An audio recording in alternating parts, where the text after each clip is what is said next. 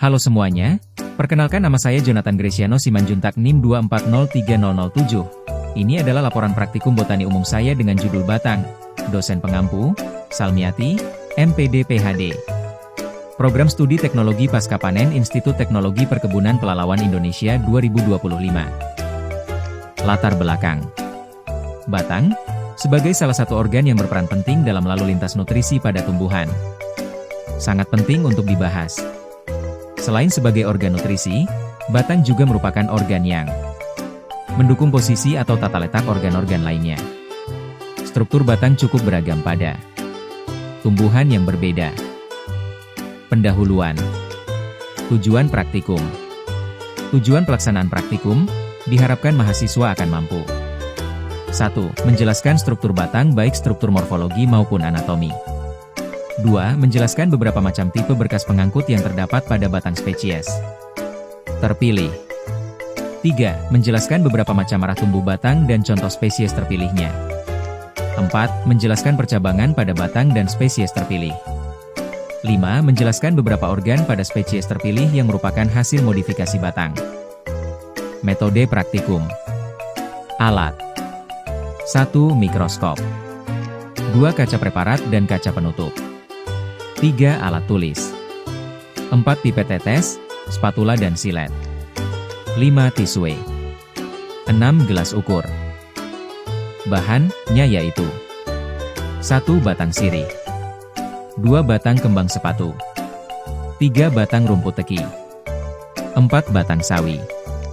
5. Batang jagung. 6. Batang bayanduri. Pembahasan. Batang sirih. Saat diamati dengan mikroskop, batang sirih menunjukkan struktur jaringan yang khas tumbuhan dikotil.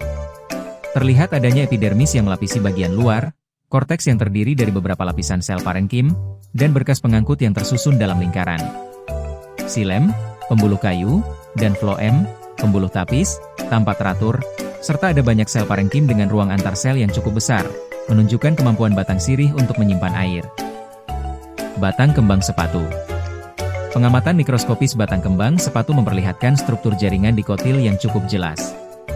Epidermis tampak melindungi batang dengan sel-sel kecil rapat, diikuti oleh lapisan korteks yang lebar. Berkas pengangkut xilem dan floem tersusun melingkar dan dilindungi oleh serabut sklerenkim. Xilem tampak besar dan jelas berfungsi dalam pengangkutan air, sedangkan floem lebih tipis, berperan dalam pengangkutan hasil fotosintesis. Batang rumput teki.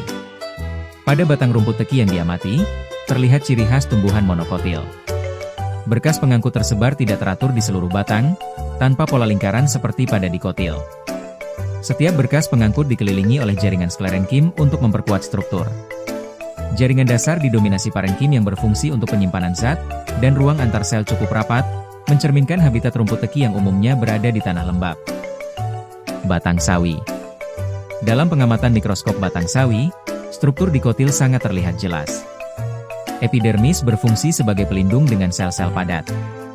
Korteksnya terdiri dari parenkim dengan ruang antar sel cukup besar, mendukung pertukaran gas. Berkas pengangkut xilem dan floem tersusun membentuk lingkaran, dengan xilem mengarah ke dalam dan floem keluar. Struktur ini menunjukkan bahwa batang sawi mampu menopang pertumbuhan cepat dan transportasi nutrisi secara efisien. Batang jagung. Pengamatan batang jagung memperlihatkan susunan khas tumbuhan monokotil. Berkas pengangkut tersebar acak di seluruh jaringan batang dan masing-masing dilindungi sklerenkim. Xilem dan floem berdampingan dalam satu berkas, dengan xilem di bagian atas dan floem di bawah. Sel-sel parenkim di jaringan dasar berukuran besar dan padat, memungkinkan batang jagung menyimpan air dan memperkuat struktur untuk menopang tinggi tanaman. Batang bayanduri. Saat batang bayanduri diamati, terlihat struktur dikotil dengan susunan jaringan yang jelas. Epidermis di bagian luar disertai rambut-rambut kecil sebagai pelindung. Di bawah epidermis terdapat korteks yang tersusun dari sel parenkim. Berkas pengangkut tersusun melingkar, dengan xilem besar dan floem di bagian luar. Jaringan sklerenkim juga ditemukan memperkuat batang, mencerminkan adaptasi bayanduri terhadap lingkungan kering atau panas. Cara kerja. Pertama, iris tipis bagian bahannya untuk diletakkan di kaca preparat.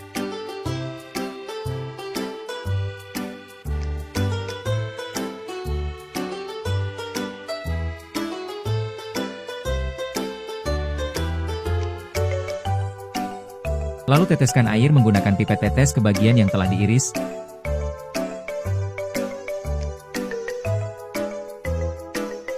Lalu tutup dengan kaca penutup. Setelah itu letakkan samplenya ke dalam mikroskop lalu paskan ke arah cahayanya.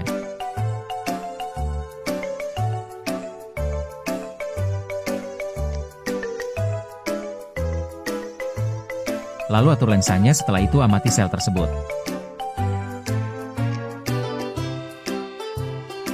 Kesimpulan. Berdasarkan hasil pengamatan mikroskopis pada preparat batang, dapat disimpulkan bahwa batang memiliki struktur anatomi yang tersusun atas jaringan-jaringan spesifik, yaitu epidermis, korteks, floem, cambium, dan xilem. Setiap jaringan memiliki fungsi penting dalam pertumbuhan dan transportasi zat dalam tumbuhan. Floem berperan dalam transportasi hasil fotosintesis, sedangkan xilem berfungsi mengangkut air dan mineral dari akar ke seluruh bagian tanaman.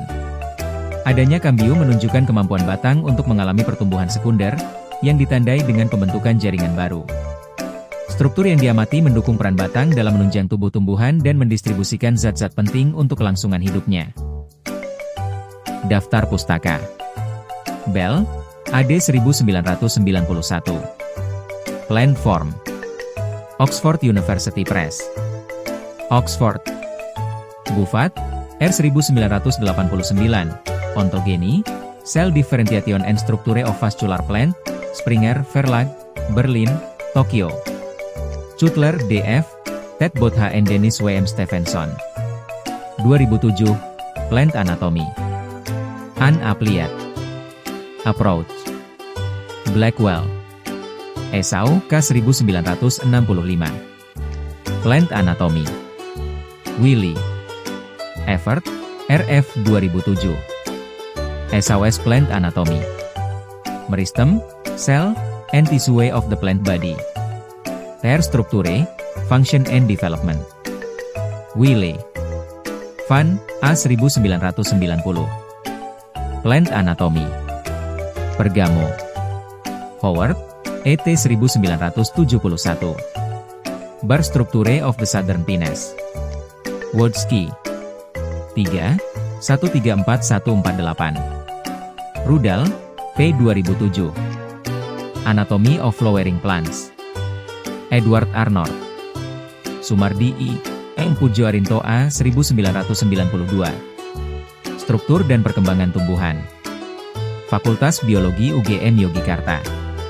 Sutrian, Y. 2004. Pengantar Anatomi Tumbuhan. Jakarta. PT Rineka Cipta. Citrosoepomo, G. 1992. Morfologi Tumbuhan. Gajah Mada University Press.